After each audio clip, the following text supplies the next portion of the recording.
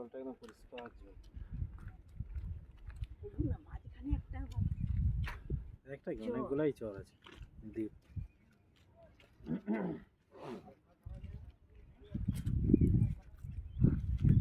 2006 সালে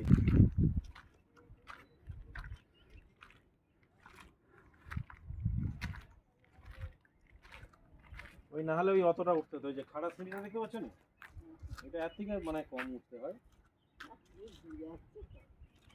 ডিমনারটা বেশি উঠে।